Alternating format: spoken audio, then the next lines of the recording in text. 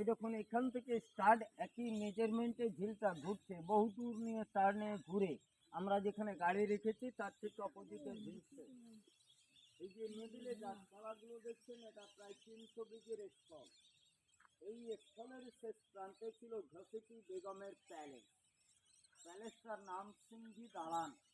গৌড় থেকে বহুমূল্য পাথর নিয়ে এসে হিরে মুক্তোর কাজ করে কত বনমাত করে প্যালেসটা তৈরি করেছিলেন। প্যালেসটা বর্তমান নেই, না বনমাত পাওয়া যায়। ওই প্যালেসে ওনারা থাকতেন, আর এটা হচ্ছে ওনাদের পতাকার মতনই, কিন্তু এটা উঠতে পারে খালি। নামাজ পড়তে আসতেন।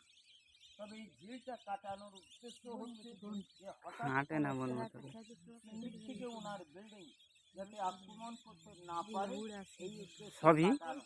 বা তখনকার দিনে এমন কোনো গোলাবারুদ ছিল না যে এই রেঞ্জ পার করতে পারে, মানে গাদা কামানের রেঞ্জ মেপে